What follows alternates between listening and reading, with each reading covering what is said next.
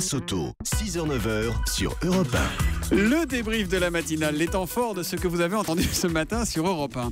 Le second tour de la législative partielle du Doubs opposera donc le PS au Front National. Quelles seront les consignes de vote de l'UMP? Écoutez la réponse de Gérald Darmanin, le secrétaire général adjoint de l'UMP. Il était mon invité pour la question qui fâche de 7h15. Il y a ceux qui ont créé les situations dans lesquelles le Front National prospère, c'est le Parti Socialiste, et puis il y a ceux qui aggravent ce constat, c'est le Front National. Donc moi je ne choisis pas entre le Front National et le Parti Socialiste. Et lui ne choisit pas, mais Nathalie Kosciusko-Morizet, elle, à titre personnel, voterait PS contre le Front National si elle devait voter dans cette 4e circonscription du Doubs. Vous vous souvenez sans doute de cet enfant de 8 ans convoqué par la police avec son père pour apologie d'actes de terrorisme. C'était la semaine dernière à Nice. À 6h45, dans Europe 1 vous répond, j'ai demandé à Jean-Pierre Rosenzweig, l'ancien président du tribunal pour enfants de Bobigny, si c'était normal. Écoutez sa réponse.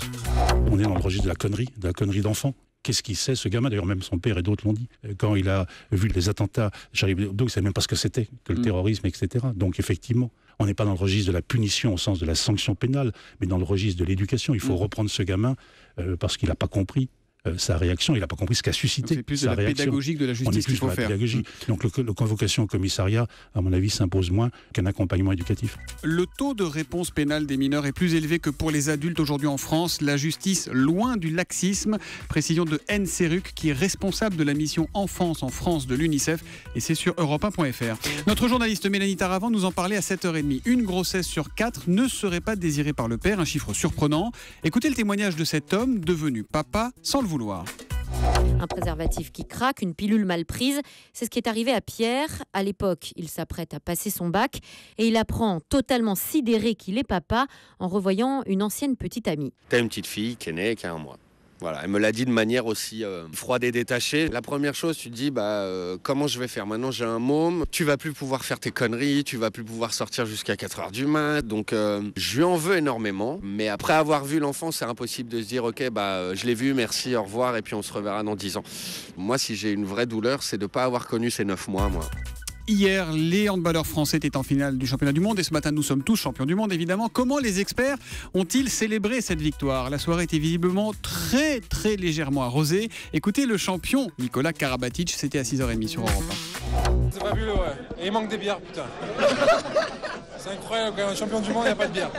Putain, t'imagines ça?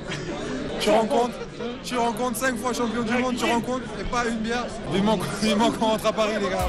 Voilà, à Paris, c'est pour ce soir, 19h10. On vous fera vivre tout ça en direct sur Europe 1, évidemment. Et demain, ils seront reçus à l'Elysée, ces handballeurs. Et là, j'imagine que le message est passé et qu'ils auront une petite bière. Nous vous parlions du manque de rentabilité du géant Amazon à 7h10 dans le Zoom Echo avec Axel de Tarlet. C'est un sujet qui vous a fait réagir au 39-21, avec notamment cet appel Olivier d'Evreux. Bonjour Olivier. Bonjour Thomas. Quelle est votre question, mon cher Olivier? On parle des mauvais résultats d'Amazon.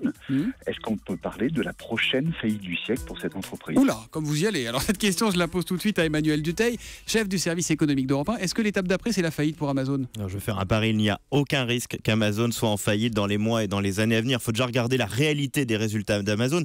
Ils ont même plutôt bien terminé l'année puisqu'ils ont fait des profits sur le dernier trimestre. Ils en ont fait plus que ce qui était prévu par la bourse américaine et surtout, ils en ont fait pour de bonnes raisons parce que les gens se sont abonnés à ce que l'on appelle le service premium où l'on paye pour pouvoir avoir plus de choix et surtout pour avoir derrière des livraisons totalement gratuites. Donc ça, c'est plutôt bien et ça montre d'une certaine manière que Jeff Bezos, qui est le fondateur d'Amazon, a enfin entendu un peu ce que lui disaient les marchés depuis plusieurs mois, c'est arrêter d'investir et nous promettre que demain nous aurons des profits. Donc ça, il semble l'avoir maintenant un petit peu intégré. Après, c'est certain que c'est pas une boîte qui va gagner des milliards d'euros par an. Quand on fait 2% de marge comme Amazon, c'est assez mathématique. Pour rester leader, Amazon va devoir continuer à casser les prix, va devoir réussir à ouvrir de nouveaux marchés, mais au fur et à mesure va devoir se centrer sur vraiment quelques marchés clés qui lui permettront de bien gagner sa vie et je vous assure qu'ils ne feront pas faillite. Donc il n'y a pas péril dans la demeure, nous dit Emmanuel Dutheil. Voilà pour la réponse à Olivier. Si comme Olivier vous souhaitez réagir, poser des questions, c'est très simple. Tous les matins, vous nous écrivez sur europe1.fr, sur Twitter avec le hashtag un matin ou vous nous appelez au 39 21.